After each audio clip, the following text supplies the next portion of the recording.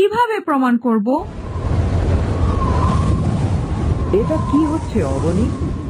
এই সোনা রূপা কোথায় থেকে আসছে? এত সোনা, এত রূপা, আর এই জঙ্গল কত অদ্ভুত। হঠাৎ করে এই ঝড়, তাও আবার সোনার বৃষ্টি আর রূপার বৃষ্টি। যেগুলো অস্বাভাবিক আদিত্য, কোনো নিরাপদ জায়গায় চলো।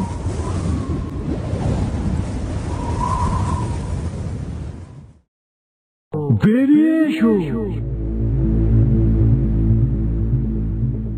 তোমাদের পরীক্ষা শেষ।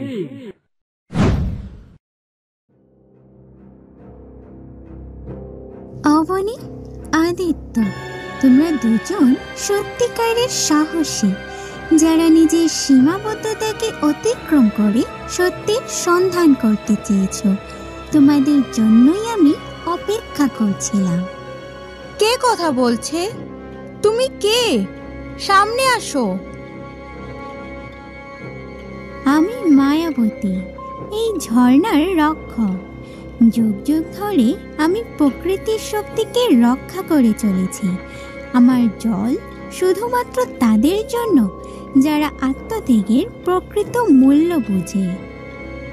মায়াবতী, তুমি আমাদের পথ দেখিয়ে সাহায্য করেছো। আমি তোমার প্রতি কৃতজ্ঞ।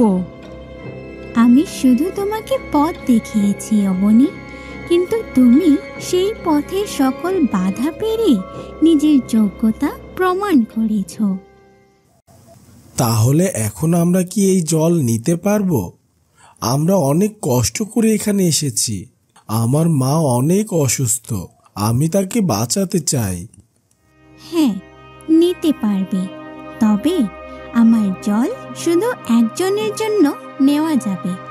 কাকে বেছে নেবে তোমরা? একজন, কিন্তু জল তো আমাদের দুজনেরই প্রয়োজন। তবে মায়াবী নীল ঝর্ণার জলে শুধু তোমাদের ভেতরে যে কোনো একজনই নিতে পারবে। তার শুধু একজনেরই কাজে আসবে এই জল।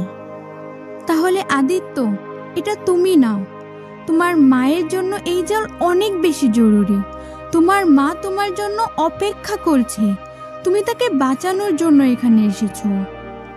না অবনী, আমি জানি না এই জল তোমার কেন দরকার, কিন্তু তুমি এখানে এসেছো আর সব বাধা পেরিয়ে এই জল হাসিল করার সুযোগ পেয়েছো। হ্যাঁ, আমারও প্রয়োজন, কিন্তু আমি জানি তোমার মায়ের জীবন আমার থেকেও বেশি গুরুত্বপূর্ণ। তুমি জল নিয়ে যাও আদিত্য। তুমি কি জানো তুমি কি বলছো? তুমি কি এত সহজেই তোমার লক্ষ্য ছেড়ে দেবে? তুমি কি নিজের প্রয়োজনকে উপেক্ষা করবে? তুমি আমাকে সময়ের ঘূর্ণি থেকে বাঁচিয়েছ, সেটাই অনেক।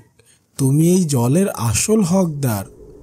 আমি তোমাকে কথা দিচ্ছি আদিত্য, আমি এটা নিয়ে চিন্তা করছি না। আমি শুধু চাই তুমি জল নিয়ে যাও আর তোমার মা সুস্থ হোক। সময় কম, তোমরা তাড়াতাড়ি সিদ্ধান্ত নাও, কে নিবে এই মায়াবী জল। আমি এটা নিতে পারবো না অবনী, তুমি আমার থেকেও বেশি গুরুত্বপূর্ণ। আমি যদি এটা নিয়ে যাই তবে হয়তো আমার মা সুস্থ হয়ে উঠবে, কিন্তু আমি নিজেকে ক্ষমা করতে পারবো না। আমি বলছি এই জল তুমি নাও আদিত্য। আমি অন্য কোনো উপায়ে আমার প্রয়োজন মেটাবো, কিন্তু তোমার মায়ের জন্য এটাই একমাত্র উপায়। তোমাদের ত্যাগ আমাকে অভিভূত করেছে, আর এটাই ছিল তোমাদের সর্বশেষ পরীক্ষা। একে অপরের জন্য ত্যাগের পরীক্ষা। তোমরা তাতে সফল হয়েছ। প্রকৃতি এমন নিঃস্বার্থ হৃদয়ের মূল্য দিতে জানে, তাই তোমাদের দুজনেই এই জল ব্যবহার করতে পারবে।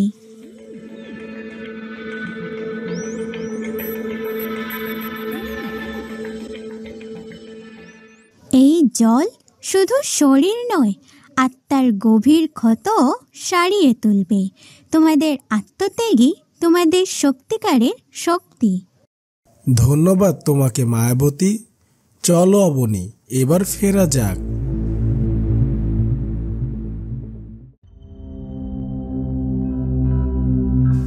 অপদার্থ, অযোগ্য, আমি তোদের পাঠিয়েছিলাম একটা সাধারণ কাজে, আর তোরা সেটাও পারলি না। হাত গুটিয়ে দাঁড়িয়ে দেখছিস?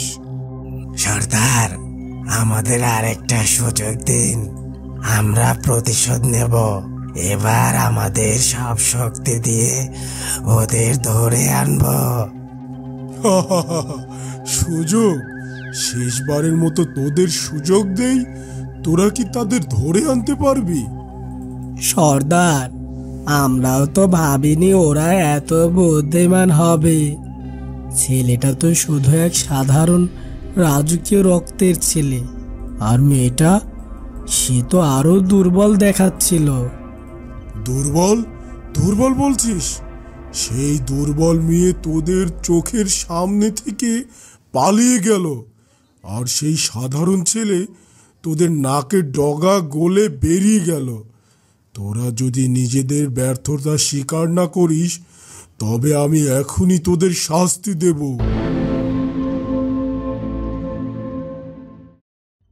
না সর্দার, আমরা এবার কোনো ভুল করব না।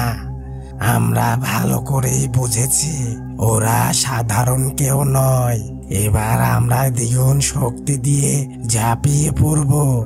আমাদের পরিকল্পনাও তৈরি আছে। পরিকল্পনা? কি পরিকল্পনা? আমরা জানি ওরা এখনো ঝর্ণার কাছেই আছে। ঝর্ণার জল সংগ্রহের পর ওরা জঙ্গলের মাঝ দিয়ে রাজ্যের দিকে ফিরবে। এই পথেই আমরা ওদের ঘিরে ফেলবো। এবার পালানোর কোনো সুযোগ দেব না। আমি যদি জানতে পারি তোরা আবার ব্যর্থ হয়েছিস, তাহলে আমি নিজের হাতে তোদের শাস্তি দেব। এবার কোনো অজুহাত শুনবো না। যা, তাদের ধরে নিয়ে আয়, জীবিত অথবা মৃত। জি সর্দার।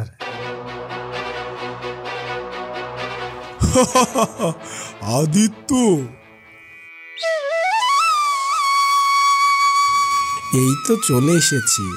যেখান থেকে আমাদের একসাথে পথ চলা শুরু হয়েছিল, সেখানেই আবার ফিরে যাচ্ছি। আমি আমার বাবা মায়ের কাছে যাব। অনেক দিন তাদের দেখি না, জানি না তারা কেমন আছে। অবনী, আমি কি তোমাকে পৌঁছে দেব? না আদিত্য, আমি নিজেই পারবো। এই জঙ্গল আমার চেনা। হ্যাঁ অবনী, আমি তার আগে তোমাকে কিছু বলতে চাই। এই তো পৌঁছে গেছি। ভেলা থেকে নেমে তারপর কথা বলি। সর্দারের চোখে কি ছিল? শুধু রাগ না, ভয়ানক কিছু ছিল। আমি জানি যদি এবারও আমরা ব্যর্থ হই, তাহলে আমাদের বাঁচার কোনো পথ থাকবে না। হ্যাঁ, ঠিক বলেছে গুরু, কিন্তু এবার আমরা ওদের কোনোভাবেই হাতছাড়া করব না। আমি তাহলে এবার আমার পথে যাই। আদিত্য, তুমিও সাবধানে যেও। এবার আমরা শুধু তলোয়ার নিয়ে ছুটে গিয়ে ওদের আক্রমণ করব না। ওরা হয়তো আমাদের চেয়ে শক্তিশালী নয়, কিন্তু বুদ্ধিমান। তাই এবার বুদ্ধি দিয়েই খেলতে হবে। কি করবে গুরু? আমরা ওদের এমন একটা ফাঁদে ফেলবো যেখান থেকে পালানোর কোনো উপায় থাকবে না। রাজ্য ফেরার একটাই পথ আছে জঙ্গলের মধ্যে। আমরা জঙ্গলের মাঝখানে একটা ফাঁদ তৈরি করব। গুরু, তুমি কি গাছের শিকড় দিয়ে ভাত বানানোর কথা বলছো, নাকি চারপাশ থেকে ওদের ঘিরে ফেলার? আমি কালো ডাকাত। আমরা একটা নির্দিষ্ট জায়গায় লুকিয়ে থাকব। সেখানে পথ শুরু হয়ে গেছে। ওরা সেই পথ দিয়ে যাওয়ার সময় আমাদের তৈরি ফাঁদে পা দেবে। এরপর ওদের পালানোর কোনো সুযোগ থাকবে না। তখন আমরা ওদের হাতে পায়ে দড়ি বেঁধে সর্দারের সামনে নিয়ে যাব। তুমি বুদ্ধিমান গুরু। এবার সর্দার আমাদের উপর রেগে যাবে না, বরং পুরস্কার দেবে। তাহলে আর দেরি কেন? চলো চলো, ফাঁদ তৈরি করে।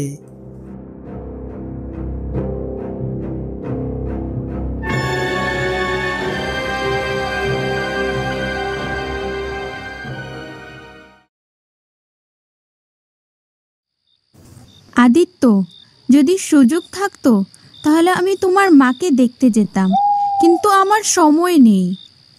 অবনী, আমি তোমাকে আমার সত্য জানাতে চাই। সত্য? কি সত্য? আমি আদিত্য, আসলে এই রাজ্যের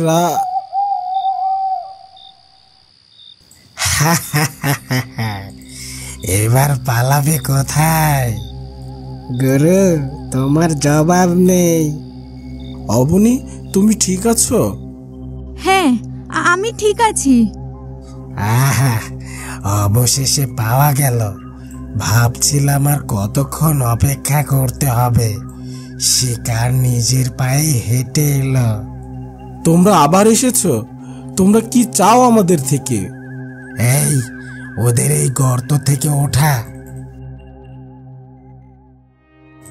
ছেড়ে দাও, ছেড়ে দাও আমাদের। কি করছো তোমরা? তোমরা কি ভেবেছিলে এইভাবে পালিয়ে যাবে?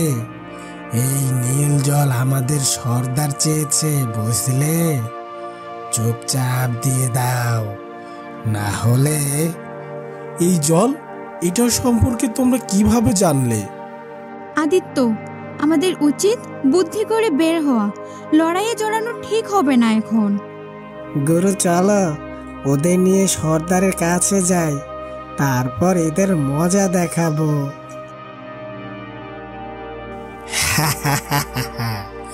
কোনো উপায় খুঁজে লাভ নেই।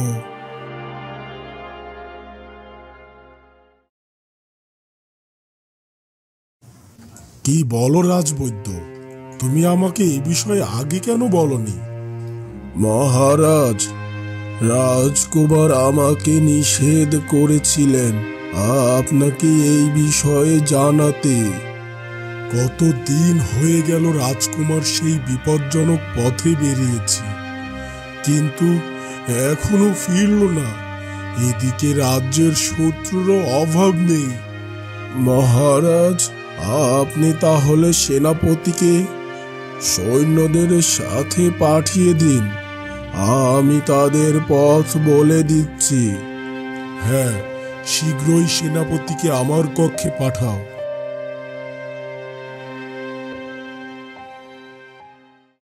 আদেশ করুন মহারাজ। সেনাপতি, শীঘ্রই সিপাহীদের নিয়ে রাজকুমার আদিত্যকে খুঁজে বের করো। কোথায় আছে সে? জি মহারাজ, আমি এক্ষুনি সৈন্যদের নিয়ে বের হচ্ছি। চলো সেনাপতি, আমি তোমাদের সেই নীল ঝর্ণার ঠিকানা দিচ্ছি। সেই পথেই হয়তো রাজকুমার আদিত্যর দেখা পেতে পারো। অনেক দিন হয়ে গেল, আমার ছেলে আদিত্য এখনো ফেরেনি। সে কোথায় গেল, কি করছে, কোনো খবর নেই। আমি গভীর দুশ্চিন্তায় আছি সেনাপতি। তুমি নিজেই তাড়াতাড়ি তার সন্ধানে যাও। মহারাজ, রাজকুমার আমাদের ভবিষ্যৎ। তার কিছু হলে রাজ্যের কি হবে? আমি আমার সেরা যোদ্ধাদের সঙ্গে নিয়ে অবিলম্বে বেরিয়ে পড়ছি। আপনি চিন্তা করবেন না। তাই করো সেনাপতি, যত দ্রুত সম্ভব তাকে খুঁজে বের করো। আমি চাই আমার ছেলে সুস্থ ও নিরাপদে ফিরে আসুক। আমি রাজকুমারকে খুঁজে বের করবই। যদি সে কোনো বিপদে পড়ে থাকে, তবে আমি নিজের জীবন দিয়ে হলেও তাকে রক্ষা করব।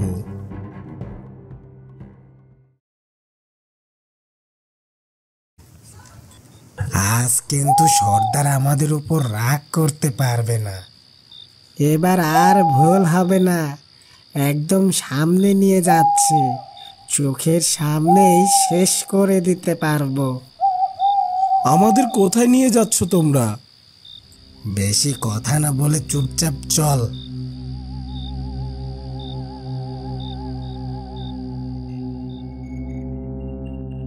এটা আমাদের কোথায় নিয়ে এলে তোমরা? এই চুপ, একদম চুপ। এক্ষুনি আমাদের সর্দার আসবে, একদম চুপচাপ থাক দুজনে। তোমরা জানো না আমি কে? তোমরা জানলে অনেক পস্তাবে। ছেড়ে দাও আমাদের। আমাদের ভয় দেখিয়ে কোনো লাভ হবে না। এই চল, এরা এখানে বন্দি থাক, আমরা সর্দারকে এই সুখবরটা দিয়ে আসি। হ্যাঁ চলো গুরু। সুখবর এনেছি সর্দার।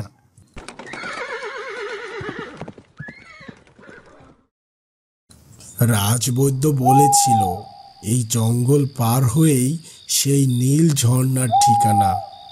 তার মানে এই পথ দিয়েই রাজকুমার গিয়েছে। চলো সামনে এগিয়ে দেখা যাক। আরে এটা কি, কোনো ফাঁদ মনে হচ্ছে, কিন্তু এই জঙ্গলের মধ্যে ফাঁদ কাকে ধরার জন্য বানানো হয়েছে? সেনাপতি মশাই, মনে হচ্ছে এই ফাঁদ বেশি সময়ের না। এই দেখুন, গাছের ডালগুলো সতেজ আর মাটিও। হ্যাঁ, তার মানে এটা বেশি আগের না। দেখো আশেপাশে কোনো কিছু খুঁজে পাও কিনা।